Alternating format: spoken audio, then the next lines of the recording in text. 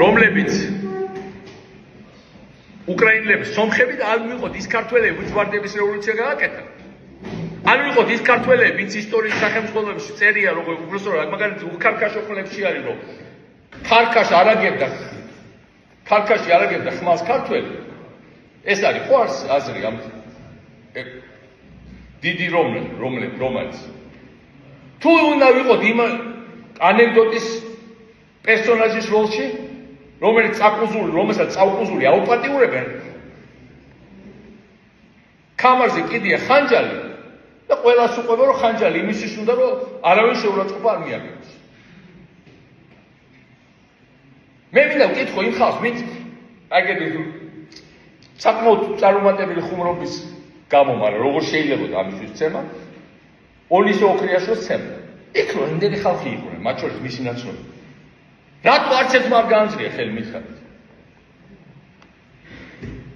ბექა კობახიძე წერდა მაგაზე კარგად და სწორად წერდა.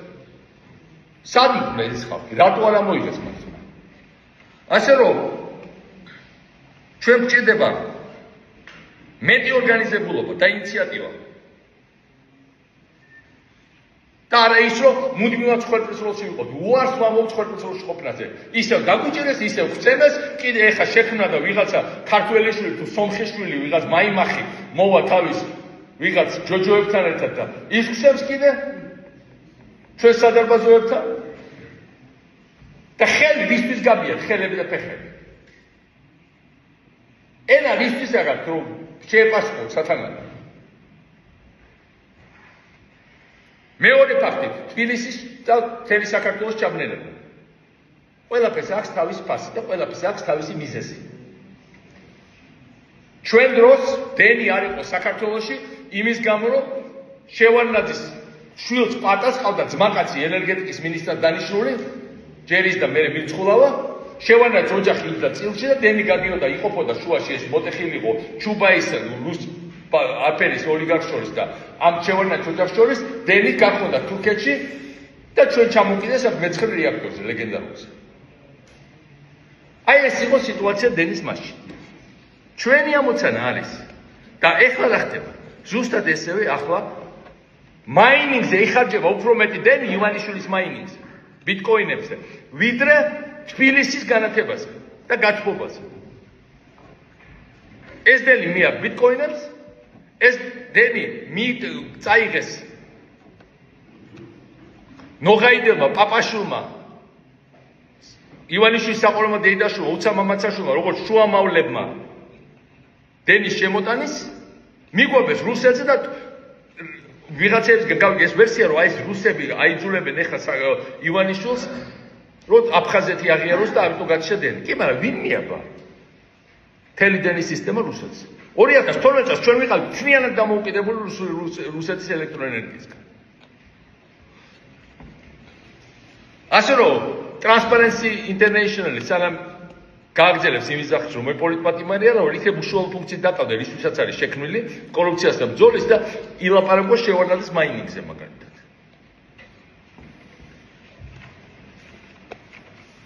17 წლის ბიჭის ყრელობა.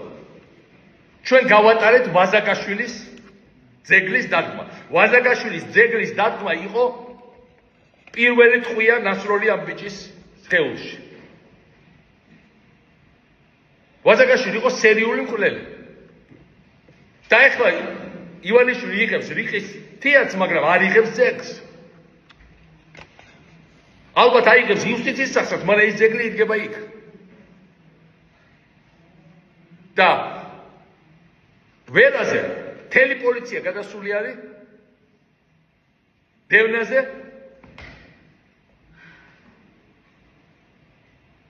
იქ გამოსული დემონსტრანტების და არც ალია იმისათვის, რომ ფსიქიურად გაუწონასწორებელ ადამიანს 3 იარაღი ლეგალურად ჰქონდა გაფორმებული საკუთარ სახელზე. ეს არის ერთი დიდი ნგრევის პროცესი. მე ძალიან განვიცდი იმას, რომ ბევრი ხალხი, რომელიც მე მარტოს არ გამიკეთები არაფერი, ჩვენი რეფორმები, ჩვენი ცვლილებები, ჩვენი აღჩენება, ყველა იყო კოლექტიური საქმე, ძალიან ბევრი ადამიანი მონაწილეობდა ჩემთან ერთად. და ახლა ხშირად ახსენები მათ ვინც მე გამგვიდგა და რაღაცა, მაგრამ ისინი არიან 0.0%. აბსოლუტურ უმრავლესობა ამ ხალხის ისინი არის 0.0%. აბსოლუტურ უმრავლესობა ამ ხალხის. ისევ საქმეშია, მათი დიდი ნაწილი გააძევეს საქართველოს, დაჩაგრეს აგერ დედაჩემმა ჩაომიტანა წერილი ზესტაფონის გზის პირა რესტორნიდან, სადაც ზესტაფონელი პედაგოგი ნათელა გოგიაშვილი სკოლიდან გააგდეს იმისათვის, რომ ჩვენი მხარდაჭერი იყო და ახლა რესტორნის ტუალეტში მუშაობს ეს ძალიან კულტურული და ინტელიგენტი ქალი. ძალიან თბილი წელი მომწერა მან. მე რა თქმა უნდა, მე განვიცდი ამ საკითხებს ყველაფერს. მაგრამ ეს არის რომ დაუნგრიეს ადამიანის სიცოცხლე, დაანგრიეს არა მხოლოდ ანგრევენ რიყისტიაც, დაანგრიეს თავდაცვის სისტემა მთლიანად და ვინ დაანგრია? მარტო ივანიშვილმა და ბოდიშვილი ვინ დაიწყო გრევა? ხარიბაშვილმა, ალასანიამ, ყიდაშელმა, ბურჭულაძემ და სხვა თავდაცვის მინისტრებმა დაანგრიეს თავდაცვის წარმოება, რომელიც იყო უნიკალური საქართველოში და დაანგრიეს ჩვენი არმია, რომელიც ახლა ნახევრად დაუკომპლექტებულია და პრაქტიკულად მთლიანად არაბრძოლის უნარია. და მე ჩვენ ყველა ერთად ვაკეთებთ ამ რეფორმას. ის ხალხი, ვინც წერდა განათლების პროგრამებს, ის ხალხი, ვინც აკეთებდა პატროლის რეფორმას, ის ხალხი, ვინც უბრალოდ ამას ყველაფერს ხარს უჭერდა. და მე მინდა რომ და ძალიან ვნებობ რომ ამ ხალხს ვერ შეველი და მე თვითონ ასეთ მდგომარეობაში. და ხშირად ეს ხალხი მისვავს კითხვებს, ეს სულ ისმის. რატომ თავის დროზე არ აღკვეთა ივანიშვილი, რატომ თავის დროზე არ დაიჭირე, რატომ თავის დროზე არ გააძევე, რატომ თავის დროზე არ იმოქმედა. მეგობრებო, 2008 წელს მე და ქართულმა ხალხმა, ჩვენ უცხოელ მეგობრებთან ერთად, ჩემ პირად მეგობრებთან ერთად მათ შორის, გადავარჩინეთ ქართული სახელმწიფოებრიობა განადგურებას, საქართველოს განადგურებას. 2012 წელს ამოცანა იყო ბევრად უფრო მძიმე. უნდა გადამერჩინოს ქართული ხალხის მნიშვნელოვანი ნაწილი საკუთარი თავისგან. კი, გაგვეპარა რაღაცა, მე ამას პასუხისმგებლობას არ ვიხსნი, რომ ამ მდგომარეობად მივიდა საქმე, მაგრამ მაშინ რომ გადაგვარჩინა ეგრეთ წოდებულად, ეს იქნებოდა სისხლის ბუბეების დაყვრა და მე არა ვარ დაბადებული და გაჩენილი და არც მომავალში ვიქნები განკუთვნილი სისხლის ბუბეების დაყვრისთვის, ან საერთოდ ესეთი ძალადობისთვის. ამიტომ მაგაც მე მომთხოვთ, ყველამ თავის თავს დაუშვას კითხვა. გასაგებია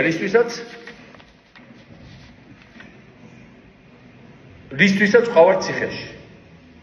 გავალება, უფრო კომფორტულად ზომენ თავს, მაგრამ ციხემ, რომელსაც აქამდე ვერ გამტეხა, ვერც აწივი ვერ გამტეხავს. მე მინდა მიმართო ჩემ მეციხოვნეებს და ჩემ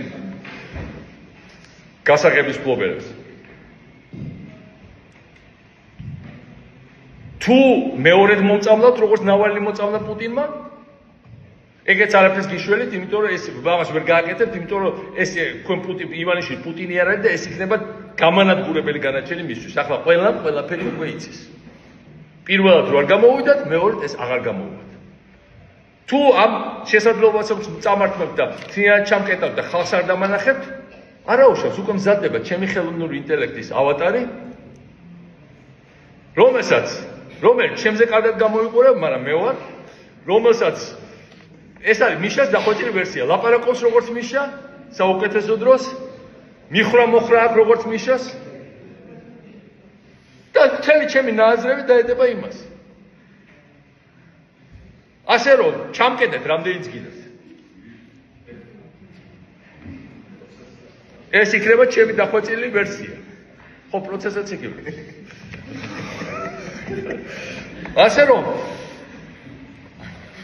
ასე რომ მეგობრებო, მე გამოვალ ამ ციხიდან, რაც უფრო დიდხანს მამყოფებთ, მით უფრო დიდი ალბათობა არ მესის. მე გამოვალ ამ ციხიდან, როგორც გამოვიდა ნელსონ მანდელა და პირდაპირ მოვიდა ხელისუფლებაში, როგორც ორჯერ გააკეთა მიანმას ლიდერმა აung san suu kyi, როგორც დღევანდელი ბრაზილიის პრეზიდენტი ლულა გამოვიდა ციხიდან და გახდა პრეზიდენტი ხელახლა, როგორც დღევანდელი მალაზიის პრემიერი პირდაპირ ციხიდან გახდა პრემიერი. თქვენ გააკეთებთ ამას, რომ მოიტანთ ვარდების რევოლუცია 2-0 ფუნქციას, ახალ ხელისუფლებას, მაგრამ ჩემი ფუნქცია არ არის ჩემი ხელისუფლებაში მოსვლა. ჩემი ფუნქცია რომ ჩემთან ერთად მე დროებით ვიქნები მათთან ერთად მოვიყვანო სრულიად ახალი თაობა სრულიად სხვადასხვა მოაზროვნე ადამიანების. ჩვენ მოვაკიდებელი კურსი და სწრაფი განვითარება. თვალში გამოვახედოთ თითოეულ ქართველს. მე არ დაკვირდებთ იმას, რომ ოიმე პენსია აუქციონი ვაქვთ ხოლმე მოწყობილი 1500 ლარი იქნება 2000 იქნება მას შემდეგ, რაც ჯერ ჩვენ აღვანგებთ ჩვენ აღშენებლობას, სწრაფ წინსვლას, ვისწავლით ხელახან თავჩაუხრავთ შრომას და კორუფციის გარეშე ცხოვრებას. მე ყველაფერი დანარჩენი მოვა, მაგრამ მე არ ვპირდებით თავიდან რომ აქ საიდან რაღაც მოვიტან და ყველას ოქროს ჩავთო. ეს შეუძლებელია. ეს პარტიუკების საქმეა და პოლიტიკანების. და მე გეუბნებით იმას, რაც სიმართლეა. მაგრამ ჩვენ მოვიტანთ სამართლიანობას და ეს ნიშნავს, რომ ჩვენი მმართველობა ახალი ვარდების რევოლუცია 2.0 ეს არ იქნება მუდმივი რეპორტაჟი სასამართლო და ციხის კარებიდან. რა არის ეს ჩვენთვისართული პოლიტიკა? მუდმივი რეპორტაჟი სასამართლოს შენობიდან. ეს არ იქნება ისევე როგორც არ იქნება ნიუსი მორიგი ობიექტის დანგრევაზე, იქნება მხოლოდ აღშენებლობა, იმასაც კი არ დავანგრევთ იმ სიმახინჯეს, რაც ივანიშვილმა კალაძემ ჩადგეს თუნდაც ამ ქალაქში. ახალი უნდა ვაშენოთ. კი, ცუდია, მაგრამ ჩვენ უნდა გავაკეთოთ უფრო კარგი და ამითი ვაჩვენოთ მათ კლასი. ჩვენ არ ვივლით ერთი და იგივე საშინელ წრეზე. ხალხს აღარ დაიჭერეთ ტროტუარის დგომისთვის, იმიტომ აღარავის აღარ დაჭირება ტროტუარის დგომა, უბრალოდ იმისაც, რომ მთავრობა მოხსმენს ხალხს და მთავრობა ხალხს კი არ შეეშინდება მთავრობის. მთავრობა შეეშინდება მუდმივად ხალხის.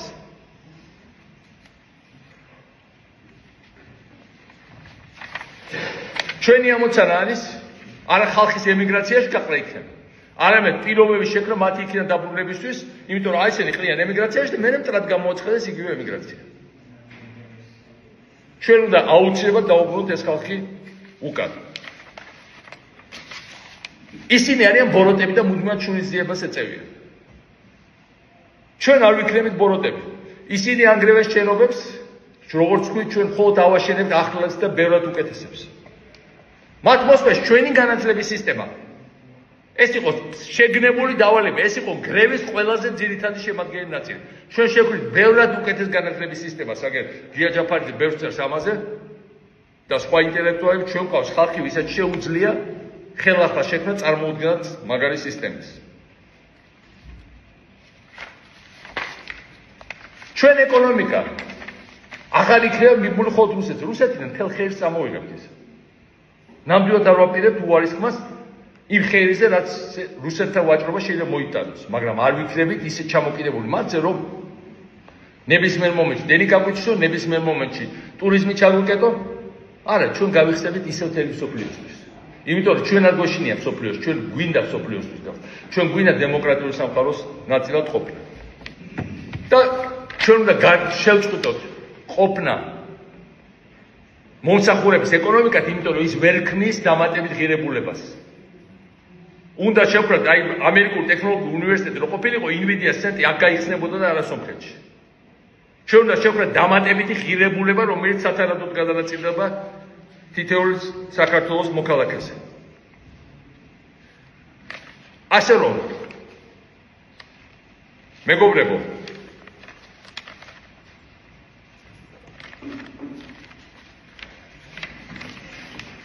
მე მინდა მიმართო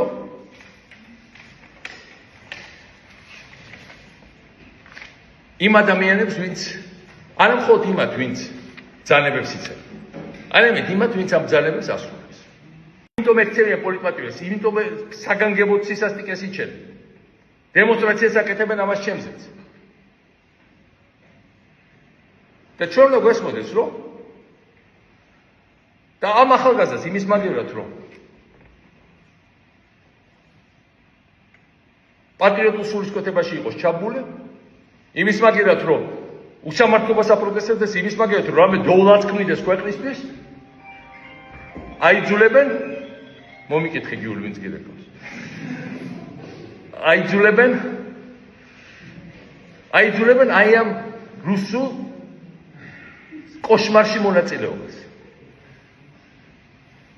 და მე უბრალოდ მინდა უთხრა, რომ ძალიან მეწოდება ესეთი ხალხი, მაგრამ ამავე დროს ყველა პატრიოტმა უნდა გაიმახსოვროს მათის გვარები, იმიტომ რომ მარტო იმის რომ ივანიშვილის ბრძანება იყო და ივანიშვილი მე იყო საერთოდ იტყვის რომ პუტინმა დამავალა, აბა რამე იქნას, ხანერად შემოიჭრებოდა, ეს ახსნილი ვერ იქნება. ამიტომ როგორც ბერბიჭაშვილის სახელი დარჩა, მათი სახელი და გვარებიც უნდა ჩაიწეროს, დარჩეს მათი შვილთაშვილების გასაგებად. რომ აი ეს ასაკეთებდნენ ჩვენი წინაპრები. რომ აღარასოდეს მათ არ გაუჩნდათ სრული იგივეს კეთების. რომ იცოდნენ რომ ეს არის სამარცხვინო და მიუღებელი.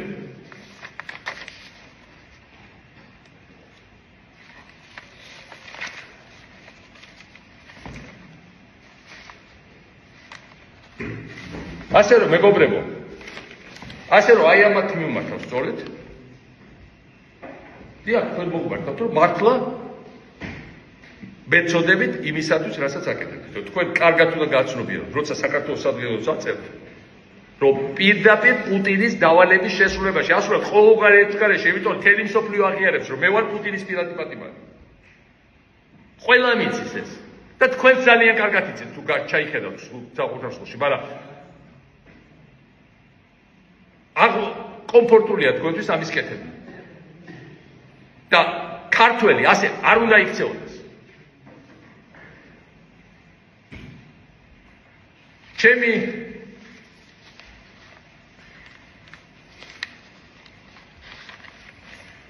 მიმართვა მინდა კიდევ ერთხელ დავასრულო იმით, რომ ძალიან მიხარია თქვენი ყველას ნახვა, ყოფნა აქა.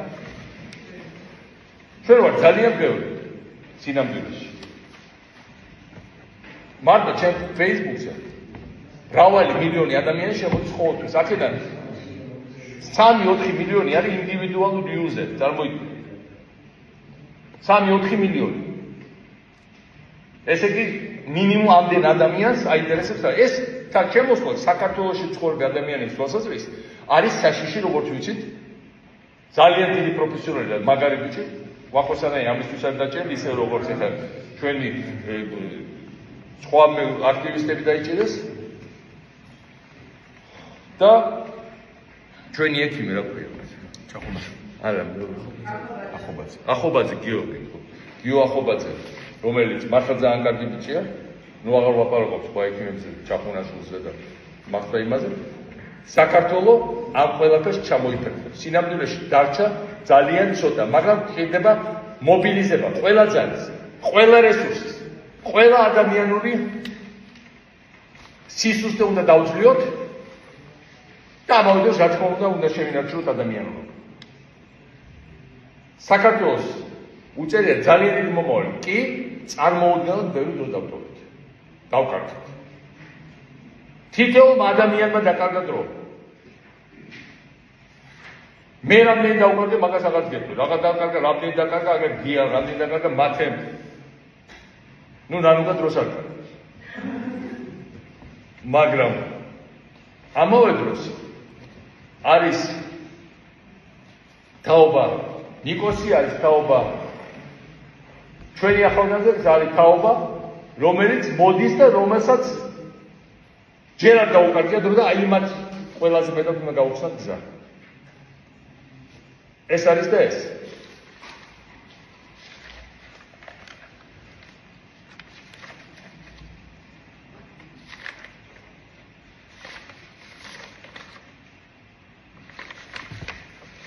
მეგობრებო, ჩვენ ახლა ვიმყოფებთ აღმავლად გზაზე ჩვენი ბრძოლა. ეს იმად გონიათ, რომ საბოლოო გაგაჩვენოს და ბოლო წერტილებს წინააღმდეგობს უნდა გააკეთონ იმით, რომ MMS ჭღანები გამოყარეს ქუჩაში და ყურებ გაბრწყელებულებმა გდიონ აქეთ.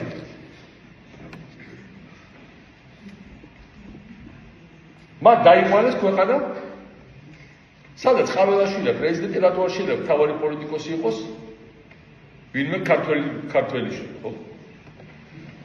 მაგრამ ამ ქვეყანაში არის დიდი ინტელექტი, ამ ქვეყანაში არის დიდი ტალანტი.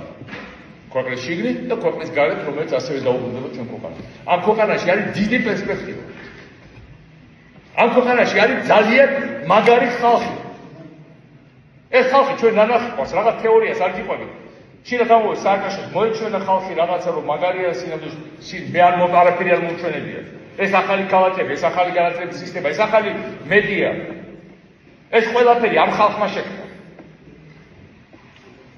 ეს მაგალითები ისტორიული, ეს წარმოუდგენელი ცვლილებები პოსტსაბჭოთა სივრცეზე საქართველოსთან დაიწყო.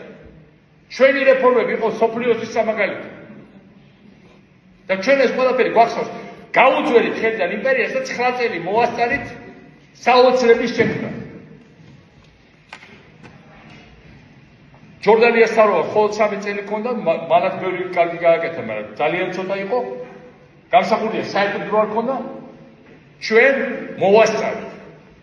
და რახან ჩვენ მოვასწარით, ესე იგი კიდევ შევძლებთ. რახან ჩვენ დავამტკიცებთ, ესე იგი აღარაფერი დასამტკიცებელი არ აგვაქვს, უბრალოდ უნდა გავაგზავნოთ ამ მიმართულებით. ბევრად უკეთესად, ბევრად უფრო ხარისხიანად. რახან ჩვენ ვაჩვენებთ, რომ ქართველებს ასეთ შეუძლია იყვნენ აი ეს გამყიდულებიც, რომელთაც ყველანი ვართ გარშემორტყმული და ქართველებს შეუძლია იყოთ როგორც ანწუხები, ქართველებს შეუძლია იყოთ როგორც ჩვენი მაღალი კლასის ინტელექტუალები, რომელიც ძალიან ბევრი ახალი რაღაც შექმნეს და ქმნიან.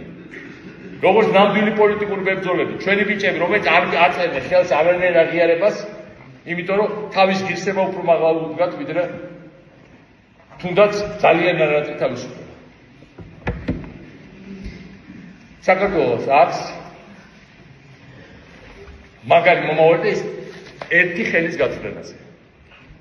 უბრალოდ ამ მომავალს ჭირდება კიდევ ერთხელ საკუთარი თავის დაჯერება, წამოძახება საკუთარი თავის რომ გვეყო ეს ყოყმანები და ტორტმანი და ბოლომდე შეტევა და რაც ჩვენ გვეკუთვნის იმის წამოღება და ბოლომდე აღდგენა და გაუმჯობესება, მოვლა და შემდგომი თაობებისთვის გადაცემა. აი ესე ვხედავ მე ამ ყველაფერს. აბა თქვენიცით დიდება საქართველოს, წარმატებები ყველას.